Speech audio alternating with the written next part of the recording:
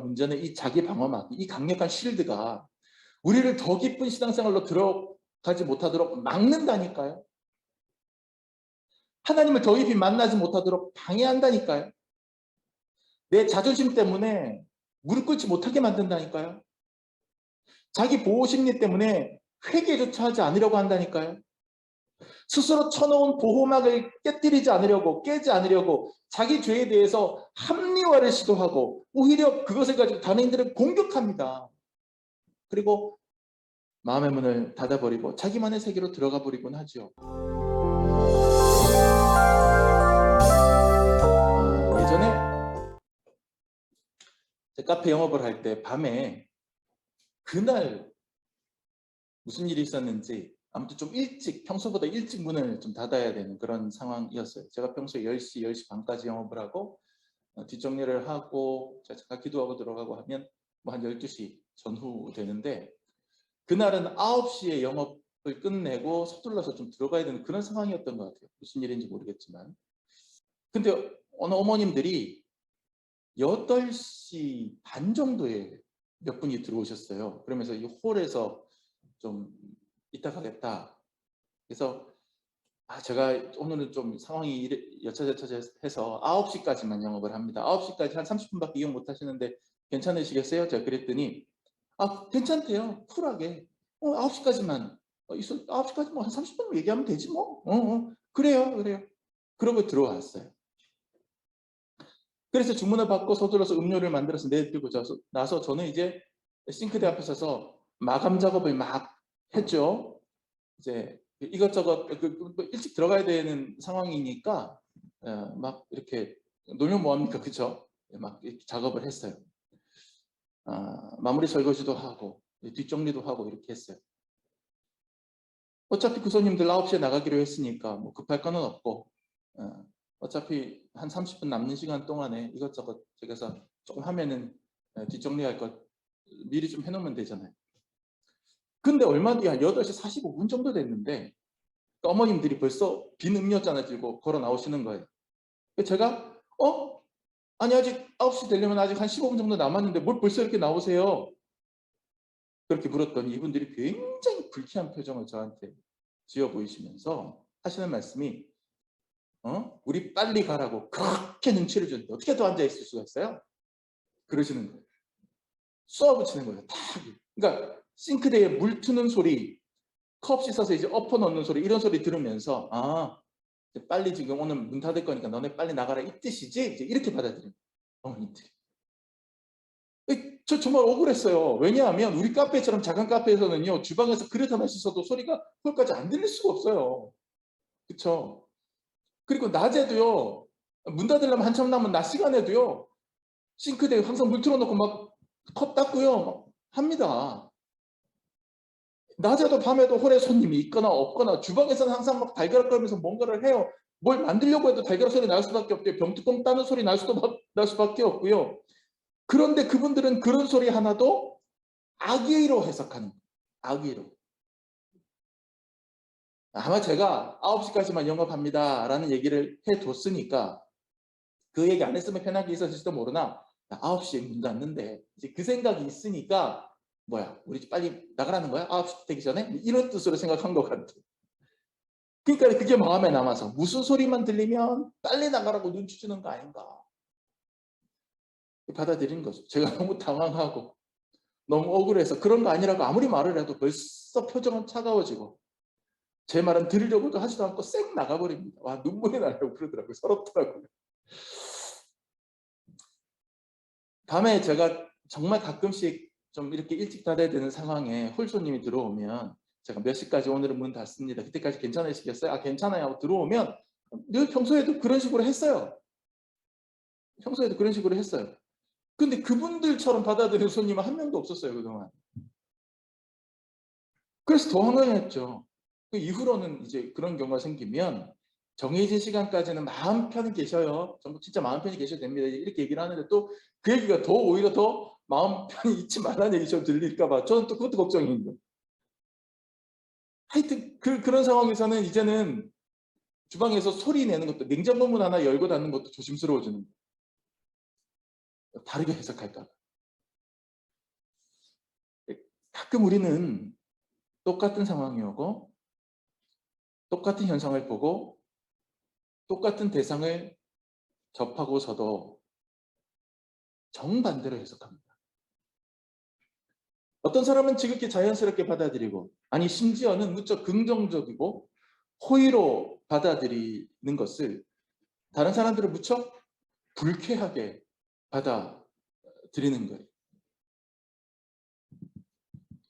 이걸 심리학에서는 피해의식이다라고 얘기를 하죠. 많이 들어보셨죠? 피해의식. 야, 저 사람 피해의식 장난 아니야. 뭐 이런 얘기 하잖아요. 자기가 무시당하거나 자기가 공격당하거나 하고 있다고 해서 지나치게 과대하게 해석하는 거죠. 이렇게 되면 아무리 호의를 베풀어도 악의로 해석될 여지가 다분합니다. 십자가 위에서 예수님이 죽으셨어요. 붉은 피를 흘리며 죽으셨어요. 이 예수의 피는 사람들에게 어떻게 받아들여질까요? 하나님께서 인간들의 죄를 사하여 주시기 위하여 극한의 고통을 친히 겪으시면서 아낌없이 흘려주신 그 피, 그것은 호의입니까? 악의입니까? 당연히 호의죠. 우리는 그 피가 우리를 향한 하나님의 호의, 예수님의 선의임을 알고 믿는 사람들이에요. 그런데 예수님 당대에 초대교회 시대에 어떤 사람들은 호의로 흘린 예수님의 피조차 마치 아까 말씀드렸던 그 손님들처럼 아주 불편한 악의의 상징으로 해석하고 받아들인 것 같습니다. 영적인 피해의식이랄까요? 도둑이 재발 저린다고나 할까요? 예수님께서 십자가에 달려 죽으시고 부활하시고 이제 승천하셨습니다. 그리고 그 다음에 예수님의 제자들이 바로 그 부활의 소식을 들고 세상으로 향했어요. 성령도 받았겠다. 막 전도하고 복음 전하고 예수님 부활 소식을 알리려고 아주 애를 썼어요. 무던히도 애썼어요.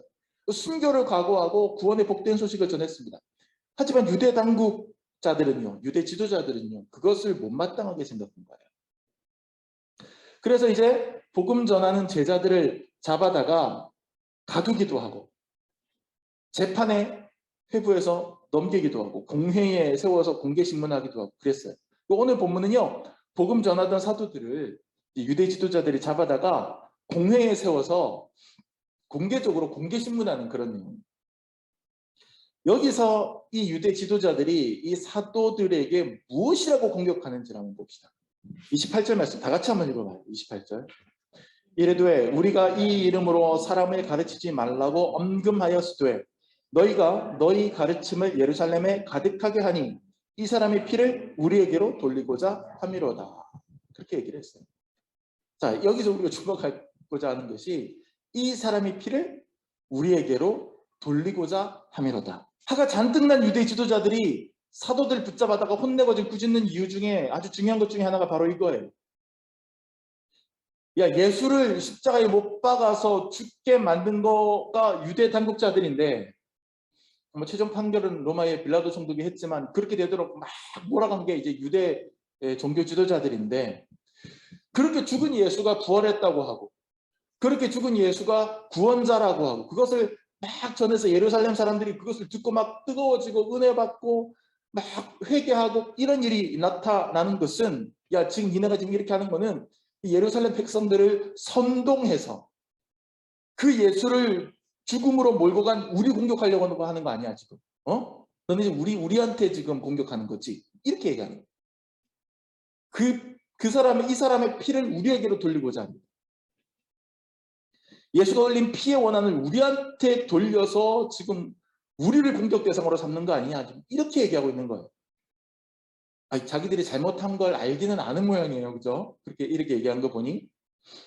하지만 번지수를 잘못 짚었죠. 사도들은 예수님의 부활을 전하고 구원의 복음을 전하고자 했을 뿐이에요. 예수 죽인 이들에게 복수하자고 선동했다는 구절은 성경 어디를 봐도, 눈을 씻고 찾아봐도 없어요. 오히려 십자가에 못 박힌 예수님이 저들을 용서해 주십시오라고 기도하는 내용은 나오지. 그렇잖아요. 오히려 예수님이 약식 재판에 넘겨져서 십자가형을 선고받았을 때 그들이 예수를 십자가에 못 박아라 하고 막 선동해서 군중들을 선동해서 고함 지르게 했을 때 마태복음 27장 25절에 보니까 자기들 입으로 그 피를 우리와 우리 자손에게 돌릴지어다. 빌라도가 야 이거 예수 내가 볼 때는 죄 없는 사람 같은데 꼭 그렇게 니네 말대로 내가 십자가에 못 박으라고 판결을 해야 되겠니? 이거 야 이거 내가 판결해도 이거 나한테 책임 없다. 너네가 한 거야. 그러면서 대야에 물을 떠다가 손을 씻으면 나 이거 내 잘못 아니야. 막 이런 식으로 퍼포먼스를 하니까 그때 유대 당국자들이 고함 지르기를 그 사람의 피, 그래 맞아 우리가 그렇게 맞는 거야. 그 사람의 피를 우리와 우리 자손에게 돌리소서. 유대인들이 그렇게 얘기했단 말이에요. 자기들 일부 그렇게 얘기해놓고 복음 전하는 사도들 붙들어다가 야 너는 지금 예수 죽인 피를 우리한테 돌리라는 거야? 하면서 지금 노발대발하고 있는 거예요. 정작 사도들은 그런 공격한 적이 없는데 오히려 복음만 전했는데 사도들은 어떻게든 예수의 부활을 전해야 하고 예수의 구원을 전하고자 했는데 이 사람들은 자기들의 지은 죄가 있으니까 그게 자기들 공격하는 거라고 생각하는 거예요. 즉 예수 죽인 피를 우리한테서 찾겠다는 거냐? 이런 식으로 나오는 거죠. 아니 그래요. 그럴 수 있어요. 성격 예민한 사람들 같으면 뭐 그럴 수 있어요. 실제로 자기들이 지은 죄도 있고 하니까 그럴 수 있어요. 하지만 문제는 그런 피해의식 때문에 정작 예수 피의 진짜 의미를 깨닫는 데 방해가 되잖아요. 예수 보혈의 진짜 의미를 자기들의 삶으로 갖고 들어와 나한테 적용시키지를 못하고 있잖아요. 지금 그 피해의식 때문에. 근데 이런 경우가 얼마나 많은지 알아요? 신앙생활 하면서, 교회생활 하면서 내가 가진 피해의식 때문에 내가 가진 그런 것들 때문에 정말 들어와야 되는 복음의 얘기 들어오지 못하고 하나님의 음성이 내 안에 스며들지 못한 경우가 얼마나 많은지 몰라요. 예수의 피가 어떤 의미입니까? 예수는 왜 십자가 위에서 피를 흘려주셨습니까? 우리를 사랑하셔서 우리를 구원해 주시기 위해서 그랬던 거잖아요. 그들이 만약에 예수 피의 진짜 의미, 사도들이 전하는 그 진짜 의미를 듣고 귀담아 듣고 거기에 호응했다면 그들은 사도들이 그토록 간절하게 전하고자 했던 구원과 영생을 자기들도 선물로 받았을 거예요. 실제로 예수를 잡았던 사람들 중에 십자가에 못 박았던 그런 관계자들 중에도 예수 믿고 구원받는 사람들 있잖아요. 하지만 비틀어진 피해의식과 어긋나버린 자존심 때문에 그들은 복음을 들어도 복음이 아닌 악담으로 들리는 지경에 이르고 말았다는 거죠. 자, 반대로 베드로를 비롯한 사도들은 어땠습니까? 그들도 똑같이 예수의 피를 바라봅니다. 하지만 그들에게 있어서 예수의 피는 유대 당국자들이 바라보는 예수의 피와는 전혀 의미가 다른 거예요.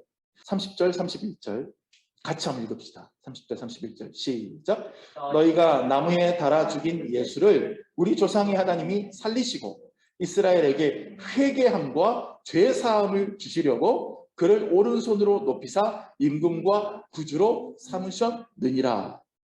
그래 너네가 그래 죽였어. 그래 너네가 죽였어. 근데 그게 중요한 게 아니야. 너희가 나무에 달아 죽였지만 그거는 전반전이야. 진짜 결론이 아니야. 진짜 결론이 뭐야?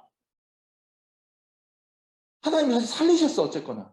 그리고 중요한 것은 회개함과 죄사함을 주셨어. 그들은 예수 안에서 예수의 피 안에서 회개함, 죄사함 이런 중요한 주제들을 찾아낸 거예요. 희망을 본 것이고 구원을 본 거예요. 같은 예수의 피인데 그들은 전혀 다른 측면에 집중하고 있는 거예요. 오히려 지금 그 사도들이 하고 있는 말의 어떤 내재적인 그런 내면적인 의미를 보자면요, 이 사람들 오히려 적극적으로 예수의 피의 원인이 자기들이다 이렇게 오히려 주장하고 있는 거예요. 지금 대제사장을 비롯한 유대 지도자들이 지금 예수 죽은 게 우리 때문이라는 거야? 이렇게 따지고 들면서 예수의 죽음이 자기들 때문임을 강력하게 부인할 때 반대로 베드로와 사도들은 반대로 예수의 죽음은 나 때문입니다. 예수의 죽음은 우리 죄 때문입니다. 이렇게 인정해버리고 있는 거예요. 지금. 그렇습니다. 예수의 피는 우리 때문입니다. 예수의 피를 돌리려면 우리에게 돌리십시오. 우리 죄 때문에 십자가에 그분이 못 박히셨습니다. 그것을 인정합니다. 그것을 받아들입니다. 그렇습니다. 우리가 예수를 죽였습니다. 오히려 그들은 인정합니다. 예수를 모른다고 3번이나 부인했던 베드로가 잡혀가는 스승 예수를 버리고 자기만 살겠다고 36개로 뿔뿔이 흩어져서 도망쳤던 제자들이 맞다고 예수의 피는 우리에게 돌림이 마땅하다고 우리 죄가 그를 죽게 했다고 강력하게 지금 인정하고 있는 거예요. 대제사장과 유대 지도자들이 강력한 자기 방어막을 막 치면서 자기 자신을 보호하려고 한간 힘을 쓸 때 베드로와 제자들은 예수의 죽음 앞에서 십자가 앞에서 자아의 강력한 보호막을 모두 다 해제시켜버리고 그 죽음을 받아들이는 거예요. 그 피를 내 실존으로 받아들이는 거예요. 나의 죄 때문이라고. 우리 죄 때문에 십자가 지셨다고. 가만히 생각해보면 사람들은 정말 이제 강력한 자기 방어막을 가지고 살아갑니다. 쉴드라고 하죠. 쉴드 친다고 표현하죠. 요즘 젊은 친구들. 강력한 쉴드를 갖고 살아가요. 그러면서 그 쉴드가 깨질까봐, 그 자기 방어막이 깨질까봐 전전긍긍합니다. 진짜 전전긍긍합니다. 어떤 문제 앞에서 하여튼 무조건 일단은 그건 나 때문이 아니라고 부인합니다. 내 잘못 아니라고 항변합니다. 오해라고, 누명이라고 길길이 뜁니다. 여러분 축구 경기하는 거 보셨어요? 평소에 아주 인품 좋고 평소에 아주 그냥 인격적이고 심지어는 신앙까지 좋은 축구 선수도 축구할 때 내가 상대방 확 밀거나 다리 걸어서 넘어뜨려 놓고 심판이 나오면 What? Why? 막 이래요. 나 안 했다는 거지. 예. 나 자신부터, 저 자신부터도 그렇고. 하여튼 제가 살면서 겪어본 많은 사람들 중에 거의 예외 없이 자신의 잘못을 인정하는 걸 힘들어합니다. 인정하더라도 정말 힘들어합니다. 그 중에는요, 힘들어하면서도 그렇게 해내는 사람이 있긴 해요. 내 잘못이라고. 하지만 제 경험상 그런 사람들은 굉장히 극소수입니다. 사람들은 자기 탓이라고 말하는 거를 굉장히 두려워하는 것 같아요. 심지어 명백하게 자기 잘못임을 자타가 공인하는 상황에서도 그걸 인정하지 않으려고 안간힘을 쓰기도 합니다. 최초의 인간 아담을 생각해 보세요. 아담이 선악과를 따먹었잖아요. 하나님이 추궁하니까 뭐라고 얘기합니까? 뭐라고 얘기하죠? 비겁한 얘기를 하잖아요. 아내가 시켰는데. 남자들이 아내가 시킨 거를 좀 잘하기는 하는데 이 상황에서는 이제 이게 나와서는 안 되는 얘기잖아요. 네. 마누라가 시켰는데요. 하와한테 떠넘기는 거예요. 하나님이 하와한테 어떻게 된 거냐니까. 하와는 뭐라 그래요? 뱀이 시켰는데요. 그러죠. 누가 시켰든 선악과를 누가 먹었습니까? 자기들이 먹었잖아요. 이 자기 방어막 치는 게 최초의 인간부터 이렇게 우리 안에 도사리고 있는 거예요. 근데 아까도 말씀드렸지만 문제는 이 자기 방어막, 이 강력한 실드가 우리를 더 깊은 신앙생활로 들어가지 못하도록 막는다니까요. 하나님을 더 깊이 만나지 못하도록 방해한다니까요. 내 자존심 때문에 무릎 꿇지 못하게 만든다니까요. 자기 보호심리 때문에 회개조차 하지 않으려고 한다니까요. 스스로 쳐놓은 보호막을 깨지 않으려고 자기 죄에 대해서 합리화를 시도하고 오히려 그것을 가지고 다른 이들을 공격합니다. 그리고 마음의 문을 닫아버리고 자기만의 세계로 들어가 버리곤 하죠. 제가 카페 시작하고요. 좌충우돌하면서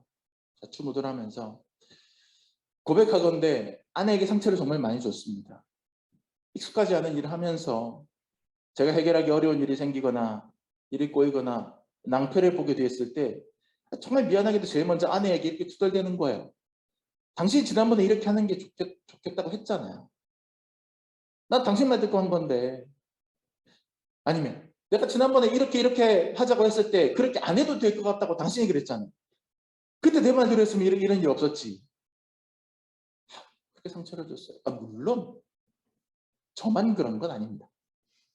물론 정도가 덜할 뿐이지 그 사람도 저한테 종종 그랬어요. 차이가 있다면 저는 말을 끝까지 하고 아내는 말을 시작하다가 만다는 거예요. 예를 들어서 이런 거죠. 예를 들어서 아니 그러니까 내가 그때 아니다 됐어요. 와 이게 더 열받아요. 이거 얼마나 열받는지 알아요? 차라리 말을 끝까지 하든가. 내가 참는다 이거잖아요 지금. 뭐 갑자기 격하게 고개를 끄덕거리는 사람들, 공감하는 사람들이 굉장히 야 이게요. 네. 이게요 진짜 오히려 더 아니 그러니까 내가 그래요 내 잘못이에요. 어우 미쳐요. 아무튼 제가 뭐 오늘 뭐 이 거룩하고 은혜로운 주일날 사랑과 전쟁을 찍자는 얘기는 아니고 우리 안에 그런 본성이 있다는 거예요. 사고는 자기가 쳐놓고 일단 화살을 돌릴 대상부터 찾는 간사한 심리가 목사인 제게도 있고 아마도 짐작건대 여러분에게도 다 있을 겁니다. 이것을 심리학에서는요, 제가 좀 찾아보니까요, 자기 불구화 전략이라고 부른대요. 자기 불구화 전략. 그러니까 스스로를 어떤 어쩔 수 없이 장애가 있는 어떤 그 장애에 해당되는 어떤 어쩔 수 없는 어떤 그런 요인이 나에게 있었다라고 스스로를 합리화하는.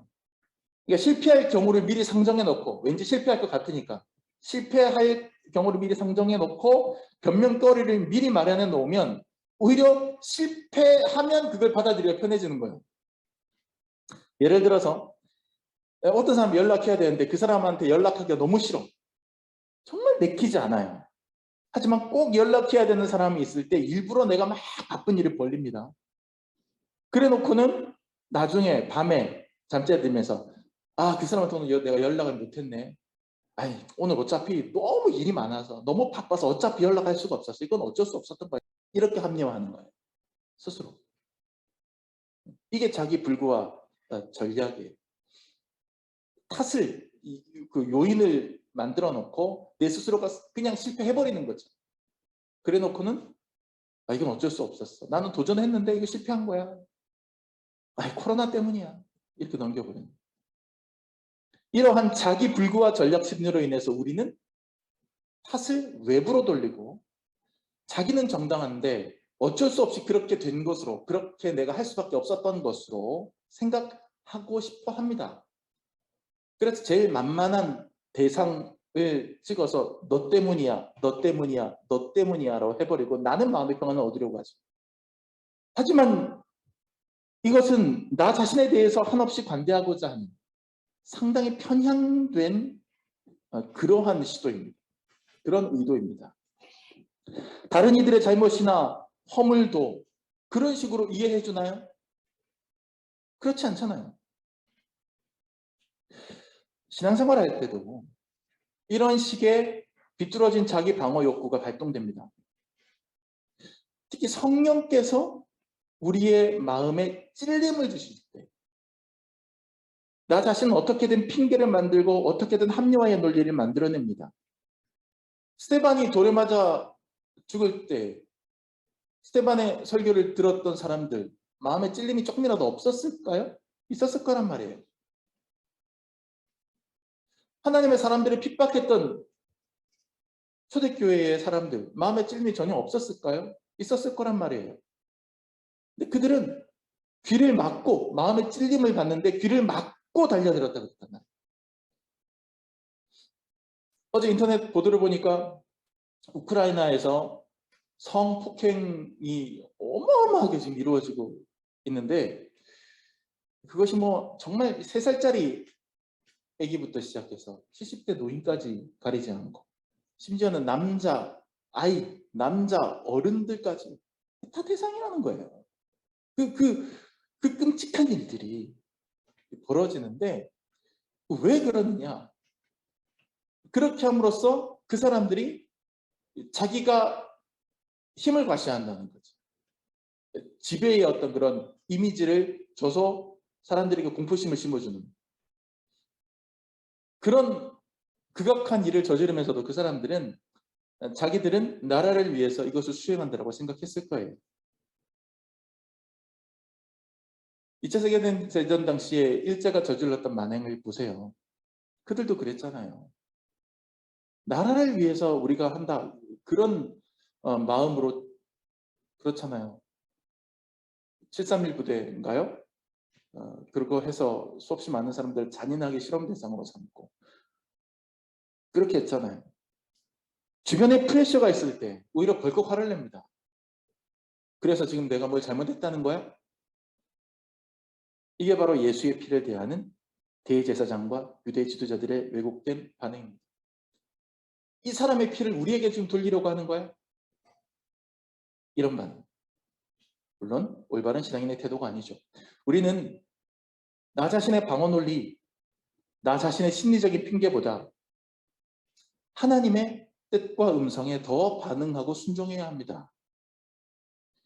예수의 이름 전하는 것을 엄금했다 그랬어요. 유대 지도자들이. 금했다 그랬어요. 이 이름으로 전하는 것을 금했다. 근데 사도들은 거기에 아랑곳하지 아니하고 전했어요. 왜 그럴 수 있었느냐? 29절 말씀 다 같이 읽읍시다. 시작. 베드로와 사도들이 대답하여 이르되 사람보다 하나님께 순종하는 것이 마땅하니라. 사람보다 하나님께 순종하는 것이 마땅하니라. 사람들은 이 이름으로 복음 전하지 말아라, 전도하지 말아라 엄금했으나 하나님은, 성령님은 말씀하시는 것 전해라. 지금 전해라. 복음 전해라. 그러니 사람의 말에 순종하는 것보다 하나님의 말씀에 순종하는 것이 옳다라고 하는 신앙의 어떤 강력한 동기와 판단을 가지고 전하는 거예요. 사람들의 이야기를, 권력자들의 이야기를 불순종한 것이죠. 1차적으로는 강한 권력을, 외부의 강한 권력도 두려워하지 말고 눈에 보이지 않는 하나님이 주신 양심을 더 앞세워라. 거기에 더 반응하고 순종하라. 이 말로 이해할 수 있어요. 1차적으로는. 전도를 그만한 유대당국의 명령보다 전도하라는 하나님의 음성에 순종하는 것이 옳다.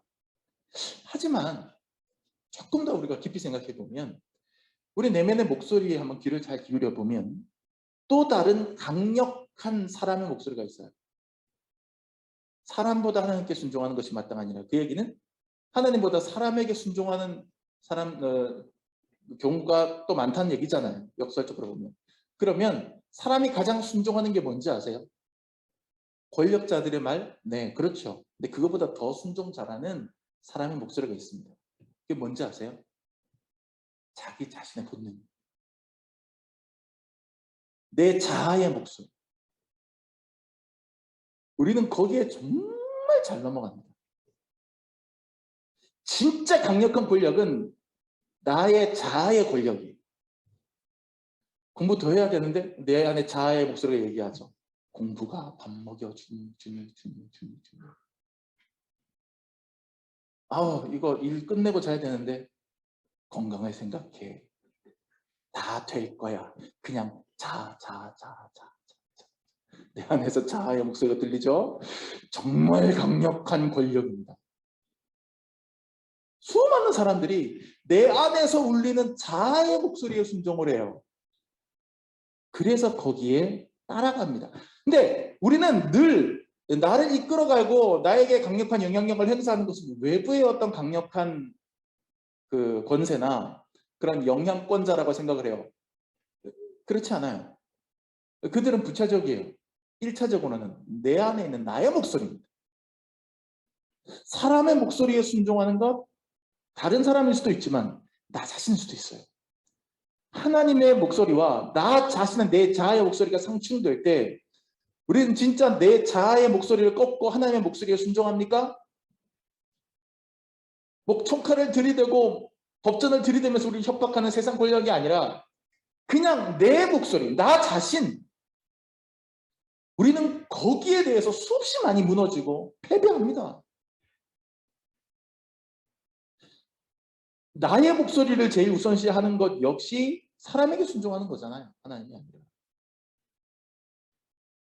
그렇다면 사람보다 하나님을 더 순종하라는 말은 강력한 힘을 가진 권력자들의 명령뿐만 아니라 나 자신의 목소리, 그것보다도 하나님을 순종하라는 뜻까지 포함된다고 해석해도 그거 지나친 비약은 아닐 것 같아요.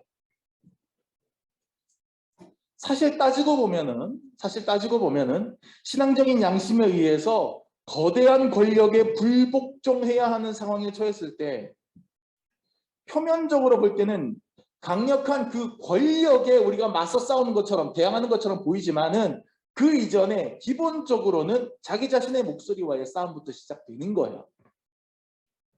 야, 무서운데? 그냥 모른 척 할까? 야, 우리 이렇게 하지 않아도 방법이 있을 거야. 내가 그냥 모른 척해도 사람들은 모를 거야. 내가 그냥 저 현실에 그냥 순응하더라도 그게 하나님 뜻에 어긋나지 않는다는 어떤 그런 말씀은 없나? 어떤 그런 논리는 없나? 내 안의 목소리하고 먼저 싸우는 거예요. 그 싸움에서 이겨야 그 다음에 진짜 세상 권력자, 세상하고 싸울 수가 있는 거예요. 그 독립운동이든 그게 무슨 순교를 각오한 상태에서 복음을 전하는 거든 간에 먼저는 나 자신과의 목소리를 싸웁니다. 권력에 굴복하고 싶은, 대세에 순응하고 싶은 그런 나 자신의 목소리와의 싸움에서 하나님의 음성을 승리하게 한 사람만이 그 다음에 세상 권력의 목소리와 하나님의 음성을 맞부딪히게 해서 불꽃이 튀게 할 수 있는 거예요. 정작 자기 자신의 합리화 욕구에는 졌으면서 자기 자신의 방어 논리에는 패배했으면서 자기 목소리에 그냥 무릎 꿇었으면서 세상에 패배했다고 또 다른 합리화를 시도하는 것이 우리의 솔직한 모습 아닙니까? 여러분 진짜로 세상에 진 겁니까? 진짜로 그 사람한테 진 겁니까? 진짜로 현실 앞에 무릎 꿇은 겁니까? 정작 나 자신에 타협한 건 아니고요. 여러분 예수의 피가 이 사람의 피라고 표현하죠. 이 예수의 피가 피해의식에 젖어 있는 유대 지도자들에게는 자기들을 공격하는 그런 무기로 뜻밖에도 인식되지만 사도들과 그리스도인들에게는 자기를 구원해주는 자유의 도구로 인식되는 이 서로 상반된 아이러니를 깊이 묵상하시기 바랍니다. 사도 바울은 고린도 후서 2장 15절부터 16절에서 우리는 구원받는 자들에게나 망하는 자들에게나 하나님 앞에서 그리스도의 향기니 그러면서 그 다음 뭐라고 얘기하냐면 이 사람에게는 사망으로부터 사망에 이르는 냄새요. 저 사람에게는 생명으로부터 생명에 이르는 냄새라. 이렇게 얘기를 했어요. 같은 예수의 피가 같은 예수를 전하는 그 복음 전하는 그 복음이 어떤 사람은 사망의 냄새로 느껴지고 어떤 사람은 생명에 이르는 향기로 여겨지는 이 양면성, 이것이 우리는 신앙생활 내내 경험하는 양면성입니다. 우리가 거짓된 자아의 목소리에 늘 무릎 꿇을 때는 성령의 강권하심조차 잔소리고 족쇄예요. 하지만 진정한 하나님의 목소리에 나 자신을 내어드릴 때는 성령의 강권하심은 은혜고 생명이고 기적이에요. 냄새가 나는 게 아니에요, 사실은. 그걸 맡는 우리 코가 문제였지. 여러분은 어떤 선택을 하시겠습니까? 오늘 본문에 나오는 대로 이 사람 예수의 피가, 그분의 부활이, 성령의 음성이 여러분에게는 지금 어떤 냄새로 다가오십니까? 한 주 동안 깊이 생각하면서 한번 살아가 보시기를 축원합니다. 기도합시다.